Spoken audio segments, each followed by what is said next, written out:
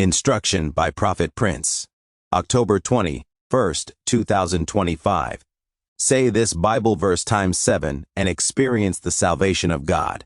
Psalms 20, on KJV. May the Lord answer you in the day of trouble. May the name of the God of Jacob defend you. May he send you help from the sanctuary and strengthen you out of Zion. May he remember all your offerings and accept your burnt sacrifice. Selah. May he grant you according to your heart's desire and fulfill all your purpose. We will rejoice in your salvation, and in the name of our God we will set up our banners. May the Lord fulfill all your petitions. Now I know that the Lord saves his anointed. He will answer him from his holy heaven with the saving strength of his right hand. Some trust in chariots and some in horses, but we will remember the name of the Lord our God. They have bowed down and fallen, but we have risen and stand upright. Save, Lord. May the King answer us when we call. Explanation of each verse. 1. May the Lord answer you in the day of trouble. This is a prayer of intercession, asking God to respond when the person is in trouble. The day of trouble connotes crisis, danger, or battle. 2.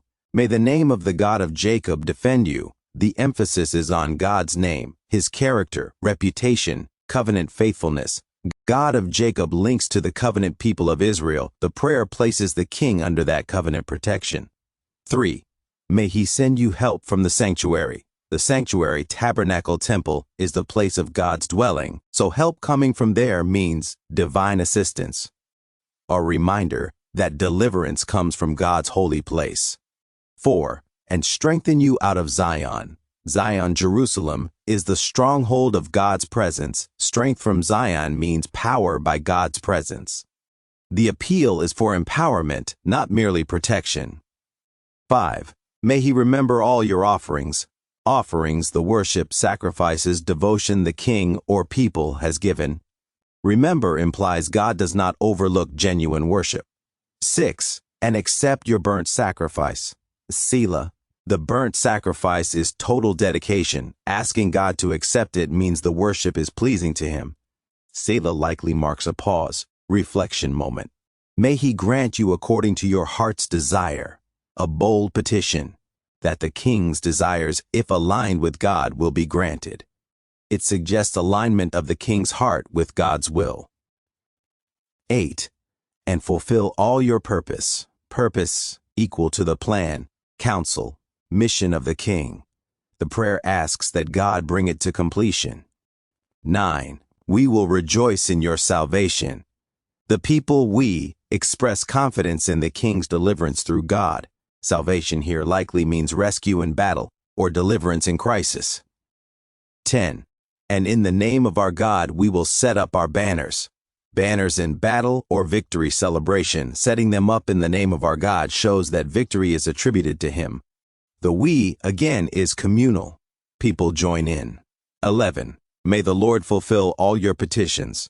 A restatement of the earlier prayer. Petitions, requests of the king to be fulfilled. 12. Now I know that the Lord saves his anointed. Declaration of confidence. The psalmist testifier knows God saves his anointed, the king. Anointed equal to one whom God has set apart. Hebrew, Mashiach. 13. He will answer him from his holy heaven. God's answer comes from heaven, his dwelling, showing divine transcendence. It emphasizes God's direct involvement. 14.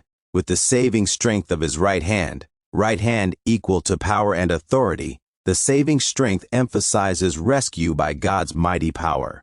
15. Some trust in chariots and some in horses, contrast of human might, military equipment, as the basis of trust. 16. But we will remember the name of the Lord our God. Contrast, instead of trusting in horses, etc., the people trust in God's name. Memory, recall of who God is becomes the basis of trust. 17. They have bowed down and fallen. Description of those who trust in human strength, they ultimately fail. 18. But we have risen and stand upright. Those who trust in God rise, stand firm. A vivid metaphor of victory or stability under God. 19. Save, Lord. A plea, directly addressing God, asking for salvation. 20. May the king answer us when we call. The king, God's anointed, is invoked to respond on behalf of the people when they call out. Perhaps an appeal for God to act through the king, or for the king's part in hearing the people. When was this written and what was going on in David's life? The superscription to the chief musician, a psalm of David, indicates it is attributed to David.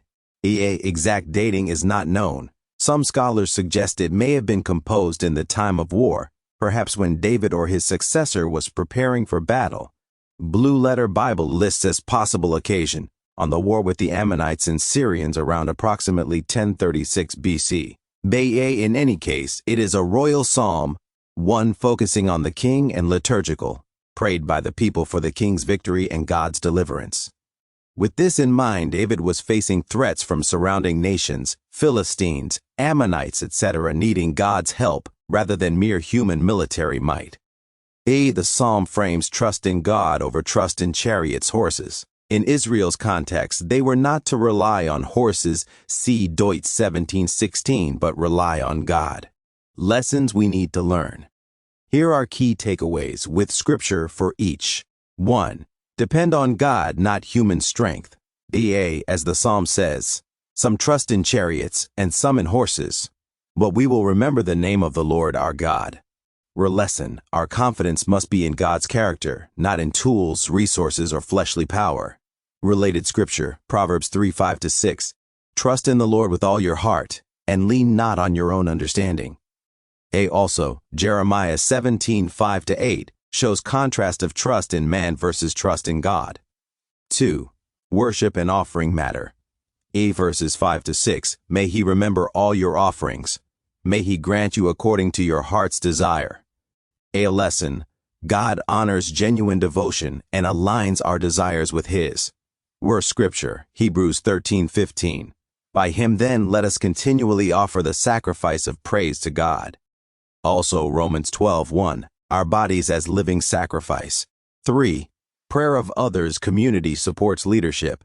The we in the psalm indicates the people are praying for their king. Lesson. It's good and right to pray for leaders, for those anointed, that God would answer them. Scripture, 1 Timothy 2:1-2. First of all then, I urge that entreaties and prayers be made for all people, for kings and all who are in high positions. Also, James 5:14-16 speaks of prayer of the righteous being powerful. 4. God hears and saves his anointed. Verse 6. Now I know that the Lord saves his anointed. He will answer him from his holy heaven. Lesson. There is a divine promise for God's chosen ones. God is faithful to act. Scripture, Psalm 18:50. Great salvation he brings to his king and shows loving kindness to his anointed. Also, Ephesians 1:13-14, we also are anointed by the Spirit. 5. Victory comes through God and causes worship. Verses 9-10. They have bowed down and fallen, but we have risen and stand upright. Save, Lord. Lesson. When we experience God's deliverance, it should produce worship and boldness. Scripture, Psalm 118:14-15. The Lord is my strength and song. He also has become my salvation. The voice of rejoicing is in the tents of the righteous.